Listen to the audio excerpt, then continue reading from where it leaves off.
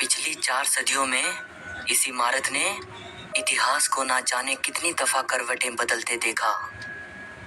इस इमारत ने गुजरते दौर देखे हैं, बदलते जमाने देखे हैं। वो हुकूमतें जिनकी बादशाहत कभी पूरे हिंदुस्तान पर थी, उन हुकूमतों को पल में नेस्तो नाबूद होते देखा है। इस वीडियो में आप लाल किले के बारे में 23 ऐसी बातें जानोगे जो शायद ही आपने पहले कभी सुनी होंगी। सो इस वीडियो को आखिर तक जरूर देखना। नंबर 23, दिल्ली के इस लाल किले का जो ये नाम है लाल किला, ये नाम किले की इन बड़ी सी लाल पत्थर से बनी बाउंड्री वॉल्स की वजह से पड़ा है। और ये नाम शायद 19वीं सदी में अंग्रेजों के जमाने से पड़ा है। शायद वो अंग्रेज ही थे जिन्होंने इसे रेड फोर्ट कहना शुरू किया था। लेकिन बहुत कम लोग जानते हैं कि इस किले का असली नाम किला ए मुबारक है। ये नाम शाहजहां ने इसे दिया था। नंबर 22, शाहजहां ने लाल किला बनवाने का तब सोचा जब उसने ये फैसला किया कि अब मुगल साम्राज्य की राजधानी आगरा से दिल्ली बदल दी जाए। अकबर के जमाने में मुगलों की राजधानी आगरा थी। अकबर को दिल्ली उतनी पसंद नहीं थी क्योंकि दिल्ली अकबर को अपने पिता हुमायूं की शेरशाह सूरी से हुई हार याद दिलाती थी। लेकिन शाहजहां आगरा की गर्मी से परेशान थे और उसने दिल्ली वापस आने का मन बना लिया। उसने तय किया कि मुगल साम्राज्य की राजधानी अब दिल्ली होनी चाहिए। दिल्ली में शाहजहां ने एक शहर बसाया जिसे नाम दिया गया शाहजहानाबाद। इसे अब पुरानी दिल्ली कहा जाता है। इसी शहर के बीच में भव्य लाल किले का निर्माण शुरू हुआ। नंबर 21, 1638 में शाहजहां ने लाल किला बनवाने का हुक्म दिया और पूरे 10 साल बाद 1648 में लाल किला बनकर तैयार हुआ।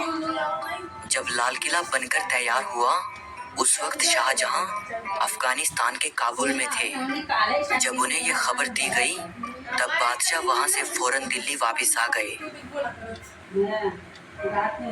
नंबर 20, लाल किले के 2 मुख्य दरवाजे थे, दिल्ली दरवाजा और लाहौरी दरवाजा।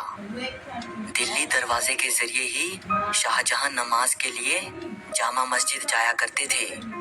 लेकिन बाद में औरंगजेब ने लाल किले के अंदर ही अपनी और अपनी बेगमों के लिए निजी मस्जिद बनवा ली जिसे मोती मस्जिद कहा जाता है। नंबर 19, दिल्ली दरवाजा तो अब आम जनता के लिए खुला नहीं है। सिर्फ लाहौरी दरवाजे के जरिए ही लोग किले के अंदर जा सकते हैं। लाहौरी दरवाजे का नाम लाहौरी दरवाजा इसलिए पड़ा क्योंकि मुगलों के जमाने में 3 शहर ऐतिहासिक और राजनीतिक दृष्टि से बड़े महत्वपूर्ण थे, दिल्ली, आगरा और लाहौर। और इस दरवाजे का जो फ्रंट है वो लाहौर शहर की तरफ है, इसीलिए इसे लाहौरी दरवाजा कहा जाता है। नंबर 18, इस लाहौरी दरवाजे के सामने औरंगजेब ने ये दीवार बनवा दी थी। इसे घूंघट वाली दीवार कहा जाता है। लाहौरी दरवाजा चांदनी चौक के बिल्कुल सामने पड़ता है और इस दरवाजे से दीवाने आम साफ दिखाई देता था, जो कि बादशाह के बैठने की जगह थी। इसीलिए लोगों को बादशाह की अदब के लिहाज से चांदनी चौक पर पैदल चलना पड़ता था। ये दुविधा खत्म करने के लिए और किले को और भी प्रोटेक्शन देने के लिए औरंगजेब ने लाहौरी दरवाजे के सामने ये दीवार बनवा दी थी। शाहजहां को औरंगजेब की ये बात बिल्कुल पसंद नहीं आई। कहा जाता है कि चांदनी चौक पर खड़े होकर अगर कोई लाल किले को देखता था तब सामने लाहौरी दरवाजा बड़ा ही सुंदर दिखाई देता था। लेकिन बाद में दीवार बन जाने के बाद वो उतना भव्य नहीं रहा। जब ये दीवार बनवाई गई उन दिनों शाहजहां आगरा में कैद थे। आगरा से ही शाहजहां ने औरंगजेब को एक खत लिखा था। खत में शाहजहां ने लिखा था कि बेटे, दीवार बनवाकर मानो तुमने किले की दुल्हन के चेहरे पर घूंघट डाल दिया है। मुझे क्लास का मॉनिटर नहीं बनाया। अपनी चोटी देखो, अभी ये और बढ़ेगी, फिर बढ़ते बढ़ते पार्लियामेंट तक पहुंच जाएगी। क्लास मॉनिटर नहीं, पूरे देश की क्लास मॉनिटर बन जाएगी। स्ट्रॉन्ग बनेगी तो खूब बढ़ेगी। क्लिनिक प्लस का डीप स्ट्रेंथ फॉर्मूला 5 परत अंदर जाकर बाल बनाए मजबूत और लंबे। बनूंगी किसान को क्रिकेट बोला, रंग बदल ले, टमाटर फटाफट लाल बना ले। बदलूंगा अगर कोई क्रिकेट की कसम खाए। इसीलिए मुझे रंग बदलना नहीं आए। इसी सच्चाई और कुदरती लाल टमाटरों से बनता है किसान टमेटो केचप। नंबर 17। इसी घूंघट वाली दीवार पर खड़े होकर 15 अगस्त 1947 को प्रधानमंत्री पंडित नेहरू ने पहली बार आजाद भारत का तिरंगा झंडा फहराया था। तब से लेकर आज तक ये सिलसिला हर साल दोहराया जाता है। नंबर 16। लाहौरी दरवाजे से अंदर जाते ही लाल किले का मीना बाजार शुरू हो जाता है। इसे छत्ता बाजार भी कहते हैं। ये बाजार शाहजहां ने अपनी बेगमों के लिए बनवाया था। किले में जिन चीजों का इस्तेमाल होता था उस तरह का सामान इस बाजार में मिलता था। एक जमाना था जब अरब और फारस जैसे देशों से व्यापारी अपना सामान लेकर यहाँ आते थे, जिसे वो बादशाह की बेगमों और शहजादियों को बेचते थे। अच्छी बात यह है कि ये बाजार 350 साल बाद आज भी अपनी उन्हीं रंगीनियों के साथ जिंदा है और आज भी लोग यहाँ से तरह तरह का साजो सामान खरीद कर ले जाते हैं। नंबर 15। छत्ता बाजार खत्म होते ही सामने दिखाई पड़ता है नौबत खाना।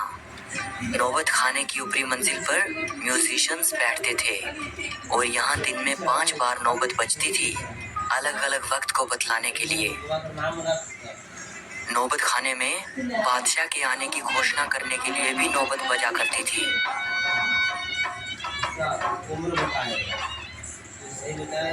इसी नौबत खाने के अंदर 9वें मुगल बादशाह जहांदार शाह और 10वें मुगल बादशाह फर्रुखसियर का कत्ल किया गया था। नंबर 14। नौबत खाने के बिल्कुल सामने पड़ता है दीवाने आम।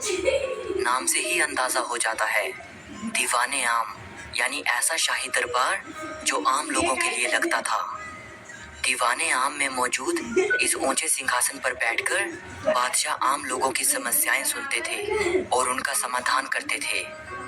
बादशाह के इस सिंहासन को नशे मने जिल्ले इलाही कहा जाता था, यानी ऐसा स्थान जिस पर ईश्वर की छाया हो।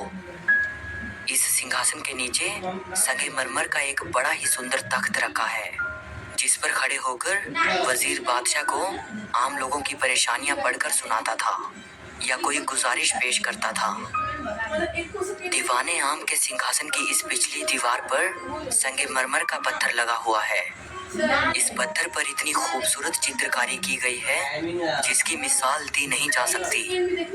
ये चित्रकारी फ्रेंच आर्टिस्ट ऑस्टन द बोर्डो द्वारा की गई थी। नंबर 13। लाल किले की अगली इमारत है दीवाने खास, यानी ऐसा दरबार जहां बादशाह अपने खास लोगों से मिला करते थे, जैसे बादशाह के मंत्री, सलाहकार और उनके मेहमान वगैरह। दीवाने खास की ये पूरी इमारत संगमरमर की बनी हुई है।